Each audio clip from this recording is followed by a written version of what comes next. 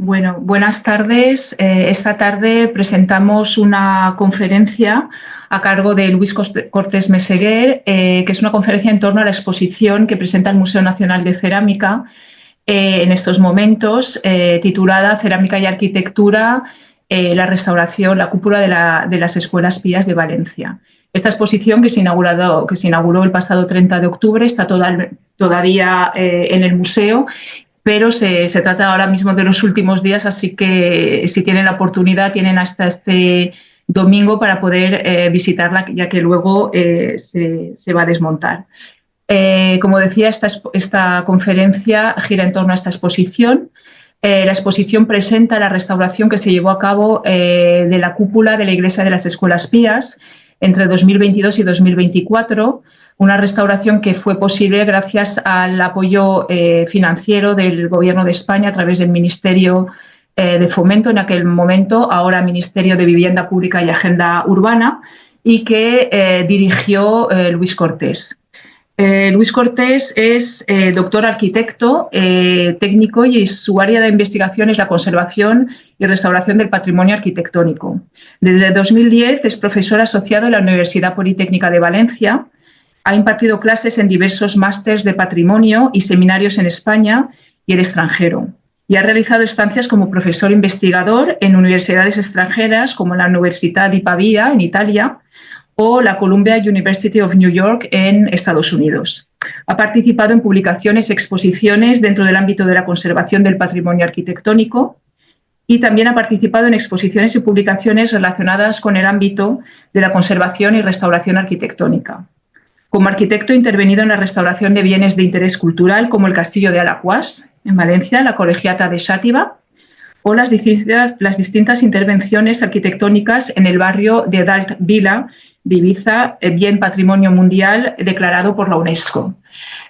Pues antes de dar paso a Luis, simplemente quería comentar que durante la conferencia los micrófonos, estén silenciados para evitar interferencias y ruidos, y que tras la conferencia, que va a durar unos 50 minutos aproximadamente, daremos paso a preguntas por parte del público, si es el caso, y para ello lo que haremos será que cada persona activará su audio para poder formular la pregunta y Luis contestará, ¿vale? No usaremos el chat porque será un poquito más complejo para el tema de la grabación. Así que sin más, Luis, te dejo la palabra y cuando quieras puedes compartir pantalla. Muchas gracias. Muchas gracias, Liliane. Yo también iba a publicitar la exposición, pero como lo has hecho tú, vamos a verlo y voy a pasar a la exposición. Bueno, primero que nada, agradecerles que estén presentes en esta conferencia y por poder ser oyentes de lo que ha sido este trabajo durante tanto tiempo. Paso a compartir mi pantalla y se ve, ¿no? No hay ningún problema. Bien, pues tal y como estamos citando, esta es una exposición a la que tengo que agradecer al museo y sobre todo a su director, don Jaume Coll Conesa, que nos brindó la oportunidad de realizar esta exposición en el museo, dado que también era una intervención en una estructura de fábrica, el ladrillo es cerámica, lo podemos compatibilizar con ese material, y al igual que las tejas cerámicas, como bien dice su nombre, es cerámica. Entonces, ese proceso de restauración nos ha permitido y es cosa de agradecer al museo por esa vinculación. El Colegio de las Escuelas Pías fue creado en 1735. La fundación, la orden de los hermanos Escolapios, era una orden que se dedicaba a no solo evangelizar, sino a dar a que todos los niños pobres tuvieran una educación. En el siglo XVI, XVII, tan solo la educación estaba para las clases altas, pero esto fue una de las fundaciones de esta orden.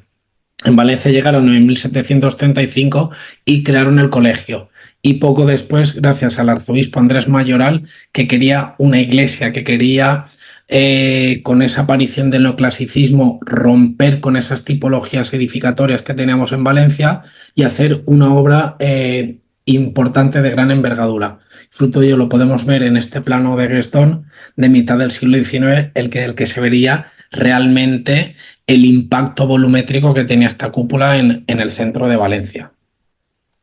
El Colegio de las Escuelas Pías, bien a través de esta cúpula, está presente de ese gran grupo, bueno, ese exquisito grupo de grandes cúpulas europeas de fábrica.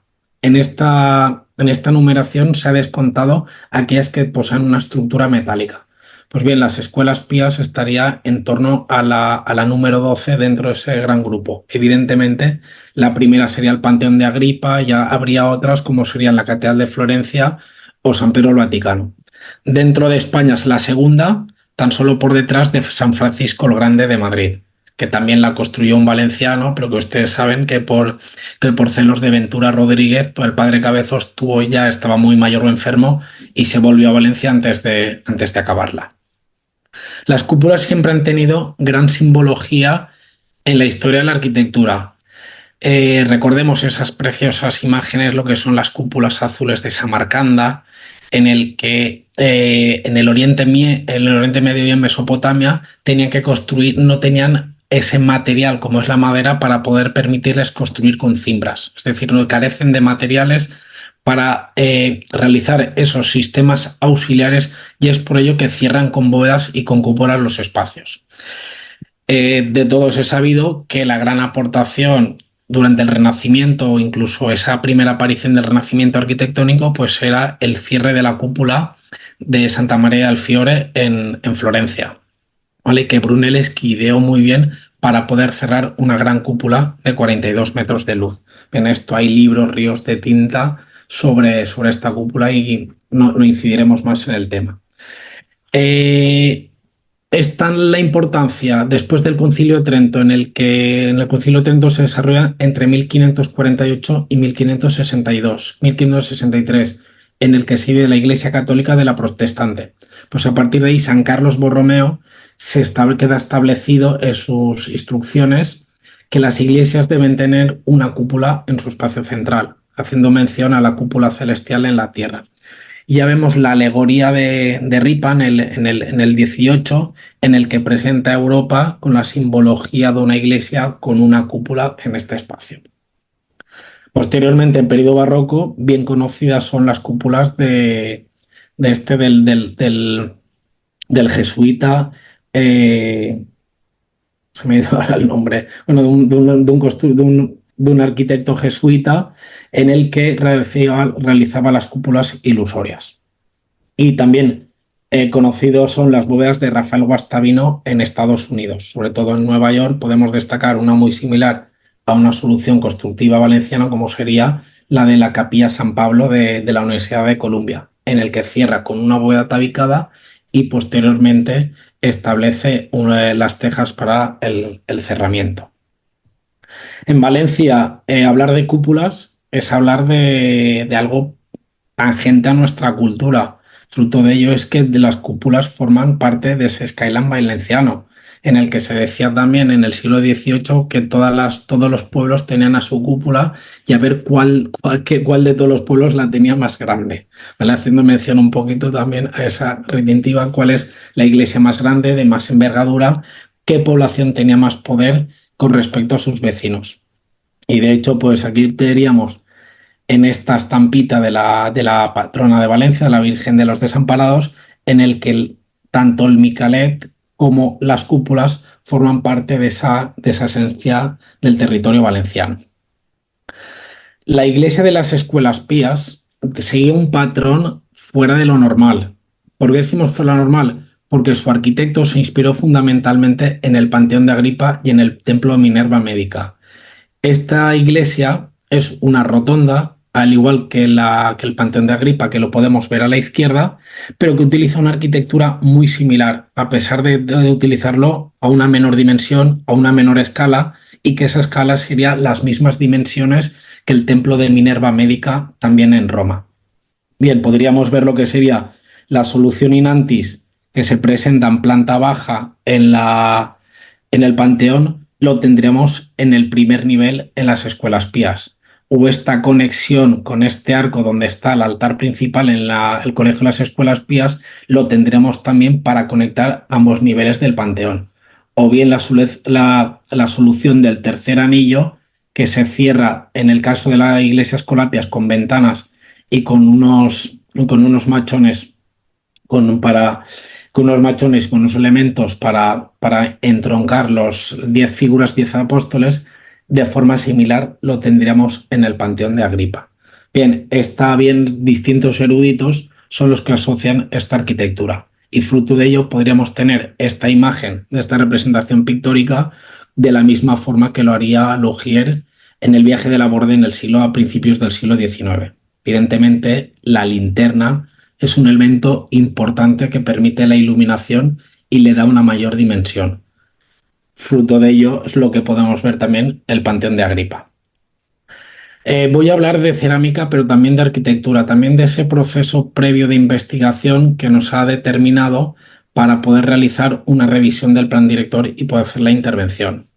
Este proyecto yo lo he heredado de Rafael Soler y de Alba Soler. Rafael Soler ya se encontraba jubilado y ya mayor, y he recibido un poquito, he heredado ese proyecto de sus manos. Pues bien, esta intervención hace en el 2016, cuando se rehace un levantamiento completo de toda la manzana que ocupa la iglesia, las escuelas pías y el colegio, que estaría conformado por el cierre de este espacio con el patio y con este claustro que forman todas las aulas del colegio. Pues esto fue un levantamiento en 3D que inicialmente yo pensaba, ¿para qué sirve un levantamiento 3D? Pues un levantamiento 3D sirve para muchas cosas y que posteriormente vemos. No solo para una mejor representación gráfica, sino para hacer estudios de patología, para hacer lesiones, y hoy en día para hacer el modelo virtual, el gemelo virtual con HBIM, y que lo estamos desarrollando junto al profesor Jorge García Valdecabres. La cúpula se encontraba inicialmente en este aspecto. Aquí tienen un código que, si quieren, pueden hacerle la foto ahora y podrían incluso hacer la visita virtual de conforme estaba antes, y ustedes lo pueden ver casi de primera mano cómo estaba. En esta cúpula teníamos 4 grandes grietas en varios sectores, además de una patología definida por la filtración de las humedades y otras por la derivación de estas grietas. Bien, paulatinamente con esto, pues aparte de ese escáner 3D, pues se hizo un levantamiento con drones, y que, si bien teníamos buenas imágenes, pero al final faltaba una resolución, y que hoy en día ya se disponen de mejores medios. Pero es un levantamiento con dron para observar la cúpula desde distintos puntos de vista e intentar determinar la patología con mayor detenimiento. Pero evidentemente nunca es lo mismo tocarla. La arquitectura, o cuando estamos en un edificio histórico, hay que dibujarlo, hay que interpretarlo, hay que tocarlo, ¿vale? Porque el monumento es el que nos da una información más completa. En este primer estudio de patología, incluso esa hipótesis constructiva, este es un dibujo realizado por Alba Soler dentro de esos primeros estudios que realizamos para el proyecto de la restauración de la cúpula. Vimos pues que la materialidad del monumento y cómo se incidían las grietas del interior con el exterior. Evidentemente, también se hizo un levantamiento, un escaneo interior, para poder dibujar bien la arquitectura. ¿Por qué tenemos que dibujar bien la arquitectura? Porque formaría parte de ese proceso arquitectónico o restauratorio. Además de que, gracias a ese buen estudio que realizamos, el Gobierno de España nos sufragó ha llegado a sufragar con 1.400.000 euros la restauración completa de la cúpula, tanto del interior como del exterior. En esos estudios previos, ¿qué contenían? Pues contenía un estudio completo de los acabados materiales, tanto el interior como el exterior. Estas son unas fichas que se realizaron gracias a la colaboración de una componente del equipo multidisciplinar, que es Sofía Martínez, y de Pepe Pardo, en el que están todos los acabados fingidos y codificados. Tendríamos, por ejemplo, distintos estucos con distintos colores. Tenemos también pinturas polícromas con dorados con pan al agua. Tenemos pinturas de otra índole con acuarela. Tenemos otra serie de materiales. Tenemos distintos tipos de acabados, principalmente estucos y dorados al agua. Pocos dorados con plata corlada. La plata corlada, si bien es una solución más económica, que se suele introducir en los monumentos ya a alturas superiores donde no se aprecia la efectividad. Paulatinamente, pues en ese primer estudio, dado que no teníamos un andamio completo, pues hacíamos dentro de esa leyenda de acabados, pues unas propuestas de intervención. Y así en el proyecto, en los estudios, ya teníamos todo codificado y podemos tener una mejor valoración y una codificación de los trabajos a realizar. De la misma forma, con ese estudio hicimos un estudio de fotogrametría para poder dibujar exactamente toda la arquitectura y todos los elementos escultóricos.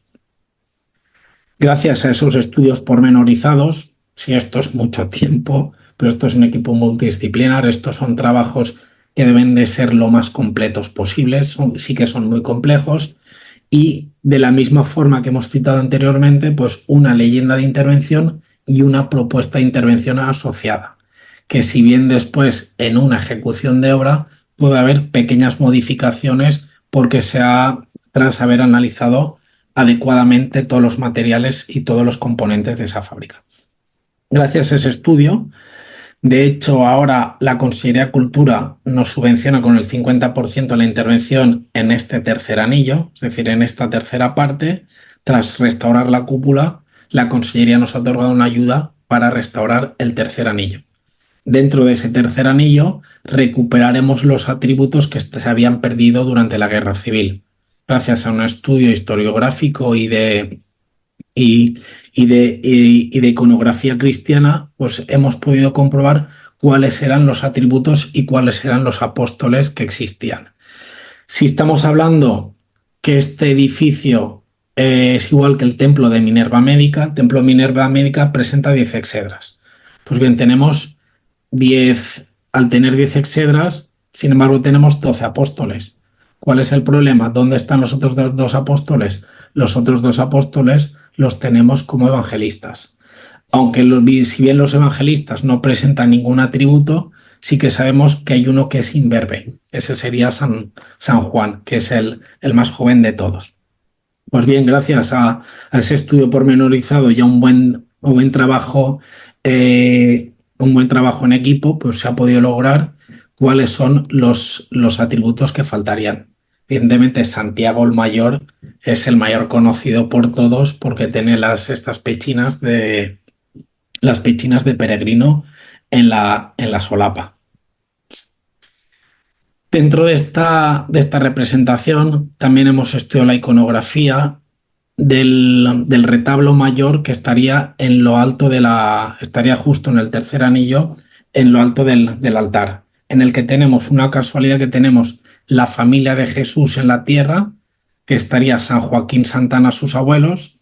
De hecho, esta iglesia tiene la figura de San Joaquín porque la advocación es a San Joaquín. Entonces, por eso están representados los abuelos de Jesús en esta línea. Pues bien, tenemos la familia terrenal en este sentido, con San Joaquín Santana, repito, el niño Jesús en brazos de la Virgen María y San José a su lado. Y en línea vertical tendríamos a Dios Padre, al Espíritu Santo y a Jesús. Bien, acabando de decorar ese altar, teníamos a los 4 evangelistas que habíamos citado con San Juan imberbe. También es importante realizar estudios, incluso levantamientos, buscar los temas de humedad. Aquí en Valencia tenemos muchos problemas por filtraciones de humedad y nos dimos cuenta que prácticamente hace 15 años se había producido una intervención introduciendo unos elementos de electroosmosis inalámbrica. Y de hecho, hablando con la persona que lo instaló, con Juan Aznar, me estuvo comentando que la garantía de esto son 30 años y claro, no íbamos a hacer una intervención que aún nos quedan 14 años de garantía, no íbamos a hacer esa intervención. Sí que es bueno tener contacto con gente, con otros profesionales que hayan tenido alguna intervención con el monumento y de alguna forma se agrupa esa información en ese plan director. Con ese plan director, con esa renovación, hemos dibujado toda la carpintería, incluso con sus elementos como la puerta principal, que es de chapa y está claveteada, Todo esto lo consideramos importante, además de que hicimos un estudio de iluminación interior y exterior. El estudio de iluminación interior nos basamos en una programación, en una modelización, y con la luz que nos da o con la luz natural pensamos oportuno establecer esa iluminación en distintos términos. Iluminar la arquitectura es muy complicado, pues la arquitectura patrimonial yo entiendo que aún es más complicado, sobre todo porque en las escuelas pías el orden de los 3 niveles es distinto, teniendo un orden mayor en el nivel más inferior, que este orden sería una parte, este sería 3/4 y este sería la mitad. Es decir, eso en iluminación también hay que establecerle un criterio de importancia para no desfavorecer la arquitectura durante las celebraciones y que no sea un campo de fútbol completamente. El exterior también hicimos esas pruebas de iluminación. No se asusten por la columna de la derecha, porque eso lo tenemos que entender como una iluminación toda integrada. Estos son distintos estudios para entender cuáles serían los focos, cómo se potencian, pero esto tenemos que ver una iluminación difusa durante la noche y evidentemente in situ. Hicimos un estudio completo también de la fachada por si había alguna grieta y los problemas de las grietas hubieran derivado la fachada principal por un asiento. La calle es muy estrechita y esto se hizo con vuelos drones y también mapeando todos estos elementos. Para esta presentación he dejado esta imagen borrosa porque había gaviotas. Las gaviotas son muy agresivas y nos atacaban al dron. Entonces, el primer montaje curioso lo pusimos así para denotar la patología como puede ser el que aniden unas gaviotas en el campanario. Tras ese estudio, pues se hizo también el modelizado y todo dibujado y representado en lo que serían en sus planos correspondientes. Y como estamos hablando de cerámica, de la misma forma se hizo una representación de toda la cerámica, menos mal que teníamos poca cerámica, de la escasa cerámica que tenemos presente en la iglesia, ¿vale? Como serían estos elementos en el zaguán de la entrada o otros elementos que estarían también difuminados en distintos espacios, sobre todo en la sacristía y en una escalera a un primer nivel. Otro de los aspectos importantes que tenemos en la iglesia, en las escuelas pías, es que tenemos cerámica de Noya. A día de hoy, la cerámica de Noya, más que cerámica, debíamos denominarlo como un gres por su dureza y su durabilidad.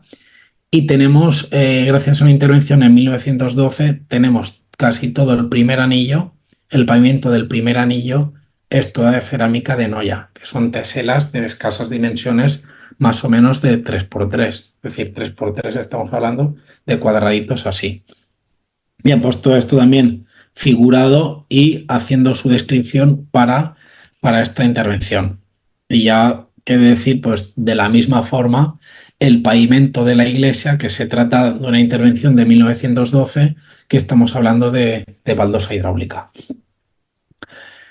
Para estudiar hemos visto ya un poquito el aspecto general de la cúpula, pero ¿qué pasa o de la iglesia, mejor dicho? ¿Qué pasa con la cúpula? ¿Cómo trabaja? ¿Cómo se comporta?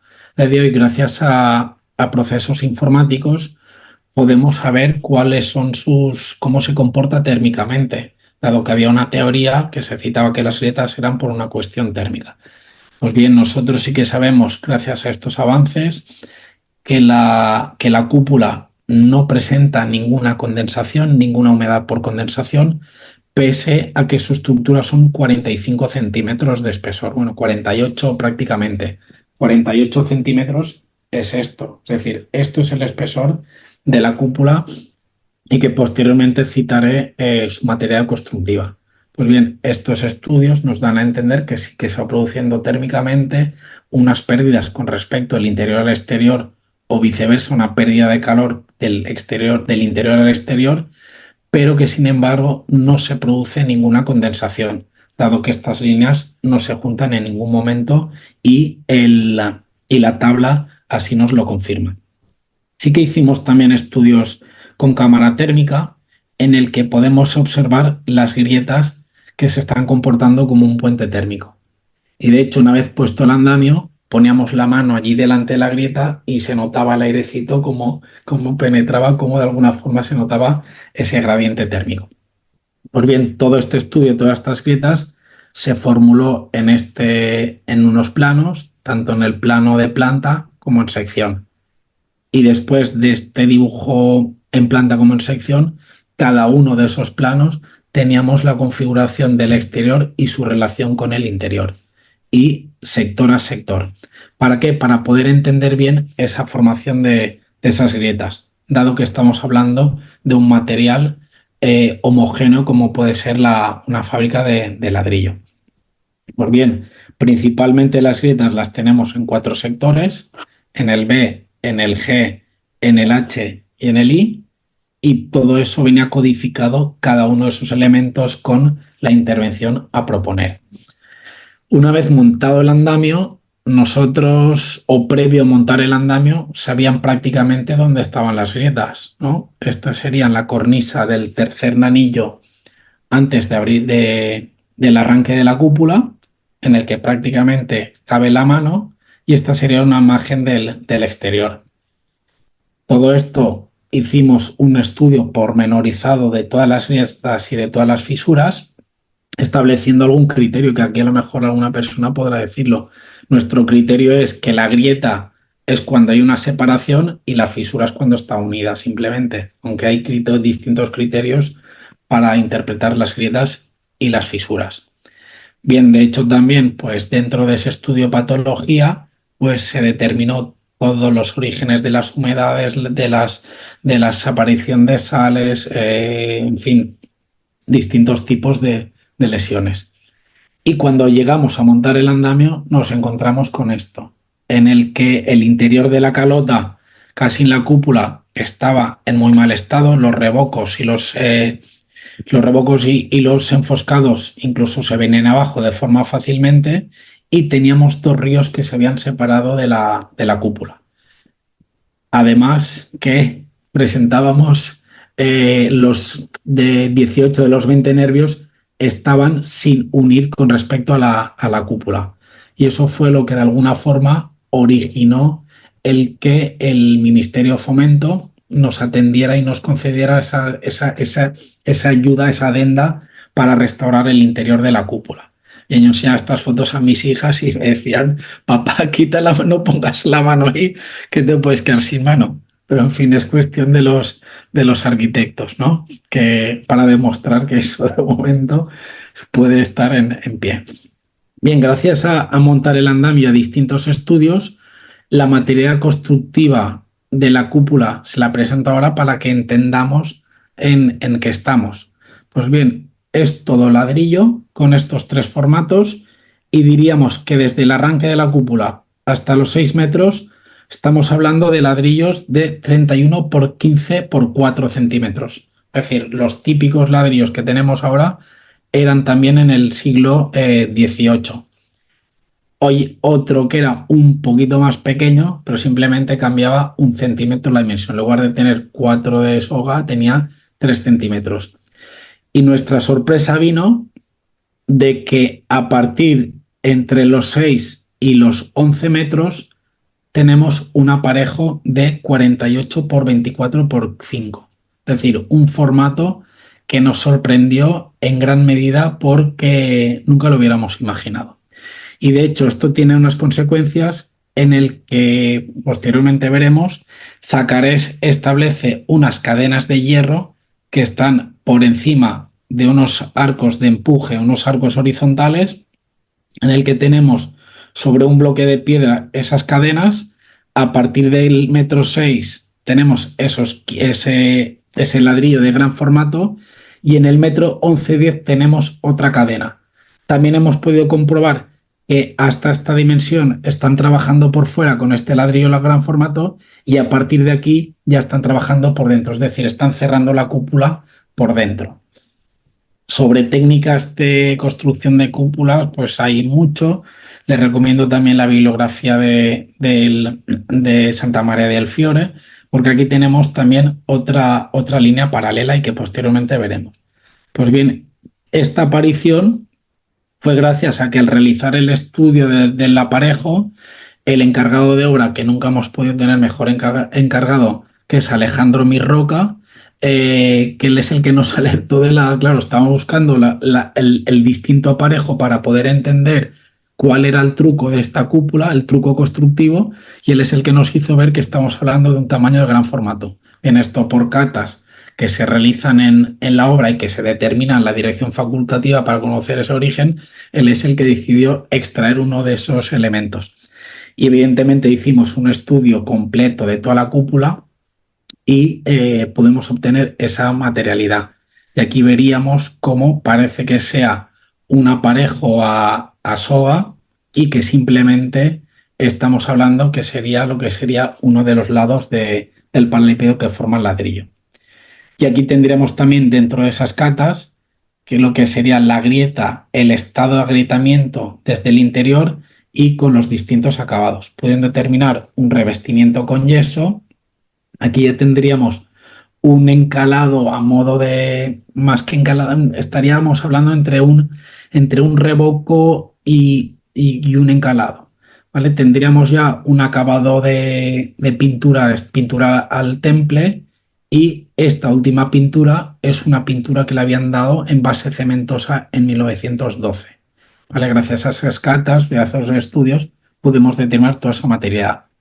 Evidentemente que las tejas también hicimos una recopilación de todas las tejas posibles, porque hay que partir de la premisa de que esta restauración no era una reconstrucción de la cubierta, sino un trabajo con cirugía para conservar el mayor número posible de tejas originales, además de conservar la originalidad de esta cúpula.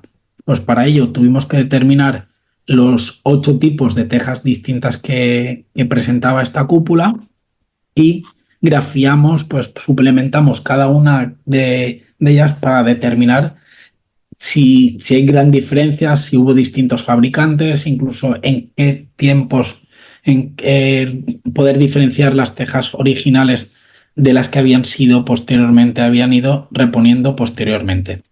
Lo mismo con las tejas río, con las tejas cobijas de los nervios, e incluso tenemos tejas napolitanas envernizadas para formación de canales. Bien, todo esto plasmado en los distintos planos en el que la patología se define gracias a esos levantamientos con dron, pues habíamos representado en lo que sería en los planos. A nivel de patología, en la cúpula tendremos 2 tipos de patología, bien la del artefacto constructivo o la patología de las tejas cerámicas. Pues la patología de la cúpula eran grietas, errores en el replanteo a la hora de definir la cubierta, desaparición de tejas, aparición de vegetación. Tenemos también desplazamiento de 2 ríos. En algunas ocasiones habían colocado algún calzo para poner la teja río, dado que no apoyaba ningún elemento. Aquí en alguna reparación, en lugar de poner una tercera teja, se había roto y la habían reparado solo con 2 tejas, o en otras ocasiones se habían repuesto con tejas de distinto color. Se habían producido roturas por elementos impropios, en este caso por una antigua instalación eléctrica. Se habían roto tejas y se habían producido el desplazamiento. Se habían producido la pérdida de los morteros de agarre, o en algunos casos habían repuesto algunos faltantes con mortero. Se había acumulado gran cantidad de escombros o incluso teníamos la vida animal. A partir de ahí determinamos cuáles eran las lesiones de las tejas, en el que tenemos fragmentación. Principalmente tenemos estas, es decir, para esta presentación he hecho las más importantes que se pueden observar. Tenemos lo que sería una escoriación por caliches. También tenemos aquí un cambio de color grisáceo, es decir, el color azulón ya no ha perdido ese color. Tenemos grietas internas, tenemos cráteres. Aquí tenemos adherencias producidas ya en el defecto, un defecto esmaltado. Aquí tenemos la aparición de llamaradas de fuego en ese proceso del esmalte. Tenemos 2 tipos error o mejor dicho, hervido del vidriado, en el que por una demasiada coexposición al fuego se produce estas dos, y por un error de cálculo en el esmalte se produce o bien como este hervido como cráteres, o bien aquí que desaparece el esmalte de la superficie. Y aquí en última ocasión, no sé si ve bien, pues tenemos un defecto de fabricación que son las pisadas del gato antes de esmaltar la teja. Bien, con ello les he citado que no era una reconstrucción total, sino que era una reposición puntual de las tejas y un refuerzo en los nervios, además de la reparación de las grietas. Con esto hicimos una de las 16.000 tejas cobija, tan solo se cambiaron 7.000. Estaríamos hablando de un entorno al 40%. Esto era un trabajo mimético, minucioso, porque a veces retirando una teja se rompían otras, o incluso hubo algunos distintos solapes que reintervenir. Para hacer el refuerzo tanto de la reparación de las grietas desde el exterior, como los refuerzos en las 10 bandas de los nervios exteriores, se hizo utilizando una fibra de basalto con un mortero de cal hecho en obra. Habíamos analizado con otros morteros industriales, pero el que mejor resultado nos daba la adherencia, con 0,6 kilopondrios por centímetro cuadrado, era el mortero hecho en obra. Y aquí pues tendríamos distintas intervenciones, la intervención ya de reposición de esas tejas. Las tejas nuevas, para esas tejas nuevas, dado que había un gran número de tejas rotas, la fabricación fue un proceso prácticamente artesanal, que utilizan maquinaria, pero las tejas se hacían una a una de la misma forma el esmaltado. Entonces, de forma rápida tenemos introducirle el barro o la mezcla ya hecha de arcilla en lo que sería la extrusora, sale la extrusora, se corta. En una primera mesa de corte se establece la medida exacta que nosotros habíamos determinado por ese estudio previo. Con una galga se da la forma esa troncocónica. Con una mesa inclinada de corte se recorta la teja y este material sobrante se reaprovecha. Es decir, aquí se aprovecha todo el material. Posteriormente se procede al secado. Después de ese secado, la cocción a 1060 grados durante 12 horas, y una vez ya han estado 3-4 días fuera del horno, se producía el esmaltado. El esmaltado se realizaba de forma manual, pesando primero el material. Posteriormente, ese esmalte, la teja tenía que tener entre 110 y 120 gramos por teja. Se produce el esmaltado, se vuelve a pesar, y si no pesaba entre los 110 y los 120 gramos, se desechaba, porque en la fabricación esa teja no alcanzaría el color deseado y podría presentar problemas a largo plazo. Bien, tras ese esmaltado se secan y posteriormente se introducían al horno durante 10 horas, alcanzó una temperatura máxima de 1020 grados. Bien, durante esta primera etapa, gracias a ese estudio cromático, tuvimos que sacar 4 azules distintos. Es decir, aquí el azul cobalto típico de las cúpulas valencianas no se encuentra, porque era un color que parecía morado con el total de nuestra cúpula. Por eso hicimos 4 colores distintos para la cúpula, y evidentemente solo uno blanco. Dentro de ese modelo que hicimos a escala 1:1 para comprobar morteros, para comprobar dosificaciones, incluso los anclajes y la colocación de las tejas, hicimos esa determinación para que los albañiles, para los que tuvieran que hacer esa reposición, lo tuvieran más claro aún si cabe. Entonces también pues, se hacen dibujitos con la reintegración, y también cabe decir que tan solo de cada 2 hiladas introducíamos varillas de fibra de vidrio para el anclaje.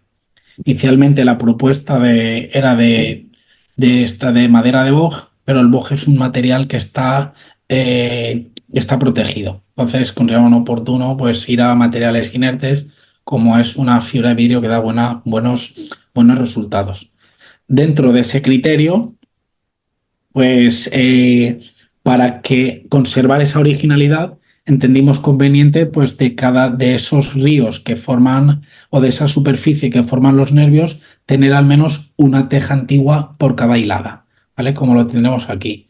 Y el criterio de reposición en el tejado, en el resto de los faldones, sería ir reponiendo sin ningún criterio. Es decir, los 4 colores distintos con las antiguas, ir mezclándolo para que se forme desde la lejanía un pixelado y que no sea todo el mismo color y que se queden como manchurrones y que eso sería un acabado indeseable. Por otro lado, en esta cúpula no tuvimos que hacerlo porque en una cúpula circular sí que podemos hacer las hiladas horizontales. Sin embargo, en una cúpula octogonal o prismática tenemos que ir con una galga desde el exterior, desde los lados hasta el centro, tenemos que ir subiéndolo un poquito para darle ese efecto de pelota, para darle ese efecto esférico. Es decir, se trata también de un engaño. También realizamos un esmalte de las tejas que no se reponían, pues hicimos un esmalte in situ en obra. Por otro lado, también hay que destacar lo que es la arquitectura fingida y la arquitectura plantillada que es propia del siglo XVIII. La arquitectura plantillada es aquella que reproducen en cerámica lo que serían elementos en piedra. Y la arquitectura fingida, pues también sería un poco lo mismo, reproducir con los colores una materialidad que no representa. Aquí descubrimos, gracias a los estudios de Sofía Martínez, en el que presentaba un tono más ocre, los triglifos del entablamento eran de colores a piedra tosca valenciana, el resto del plemento simbolizaría lo que sería la albañilería, y al igual que estas ménsulas o esta cornisa. En el interior de la cúpula, gracias a los estudios arqueológicos, encontramos estas cadenas decorativas y tan solo recuperamos el color donde sí que lo presentaba en su totalidad en lo que sería el cupulín de la linterna. Y así quedó el cupulín de la linterna tras su limpieza y tras su retirada. Aquí tienen un código para que lo puedan escanear, hacer la foto y ver cómo ha quedado la cúpula ahora. Esa linterna, si ahora la presentamos que está toda limpia, hay que recordar ese proceso. En 2005, en los 2000 habían introducido una tapiada en el interior cegando los huecos y en 1912 es cuando incluirían este parteluz con el ajímez. Fruto de eso, en el estudio de arqueología, consideramos oportuno recuperar esas piezas y que también la hemos expuesto en el museo. De la cerámica que encontramos, pues encontramos una ollita en distintos fragmentos dentro del mortero, además de aislantes cerámicos de otras intervenciones. Pues se han recuperado de estos fragmentos, hemos recuperado también esa ollita, dado que tenemos múltiples fragmentos y se considera oportuno. Voy a ir ya rápido para establecer dentro de los estudios que también hemos realizado en la cúpula, pues es el estudio de georradar, donde hemos localizado el que antes hemos citado, en el que tenemos unas cadenas de hierro que citaba Zacarés en el siglo XIX y en este caso en el primer nivel nos aparece con los sillares. Entonces, gracias a un estudio de Paco García por la universidad. Y esta es una solución, la misma que utilizó Brunelleschi para cerrar Santa María del Fiore. De alguna forma, los bloques de piedra y estas barras de hierro embebidas dentro de la fábrica. Pues bien, los 3 anillos que nos han salido, los 4 anillos, perdón, ya los citaba Zacarés en el mitad del siglo XIX con el peso exacto de los kilos y que ahora, gracias a este estudio, lo hemos podido corroborar. Dentro de esa obra, quizá el elemento más, ¿cómo diríamos? El más dificultoso ha sido conseguir un andamio, dado que no queríamos que apoyase en la cúpula, gracias a un estudio en colaboración con Adolfo Alonso, porque no queríamos que apoyara el andamio en la cúpula. Dado que el peso del andamio eran 75 toneladas, la cúpula estaba agrietada y gracias a ello conseguimos una luz de 28 metros de distancia. Es decir, que ya es un andamio ya con grandes hitos. También con ese estudio de iluminación conseguimos el día 26 de julio determinamos que con la apertura de la linterna, el 26 de julio a las 12 solar, a las 2 de la tarde, que es el cénit solar, iluminará el altar. Eso también hay en otros monumentos valencianos y este 2025, el 26 de julio, Dios mediante, estaremos ahí para comprobar si este estudio es verídico o no. Pues bien, se determinó también un estudio, una maqueta modelo 1, como hemos visto, para trastear distintos materiales y pudimos comprobar, gracias a ese estudio 3D inicial que habíamos hecho anteriormente, que el origen de la patología de la cúpula no era otro sino que un asentamiento del tambor por falta de contrarresto de empujes. Para eso también hicimos distintos estudios gracias a una maqueta de Manolo Fortea o también a los estudios por Adolfo Alonso, en el que íbamos determinando distintas lesiones o cómo cedirían, qué pasaría cuando los apoyos fallan. En la exposición hemos introducido un expositor. Esta es una obra de Pedro Cabezos, un compañero también de la Universidad Politécnica, en el que se puede visualizar dentro de un modelo del siglo XIX en el que parece que estemos dentro de la propia iglesia. Hemos introducido distintos sensores de temperatura, CO2, humedad y distanciómetros, y así sabemos cada segundo cómo se está comportando la cúpula frente a esos agentes. Bien, ya para finalizar, pues decirles que la cúpula o esta exposición está hasta el 26 de enero, hasta este domingo, y si tienen unas gafas de estas, se pueden meter en esta exposición virtual, pueden meterse incluso dentro de la cúpula, que es otra de las aportaciones con este anaglifo que hemos hecho que hemos preparado para la exposición. Agradecer a AMR, a todo su equipo y también a todos los que han colaborado en este proyecto y en esta obra. Y sobre todo al museo por brindarnos esta oportunidad. Gracias.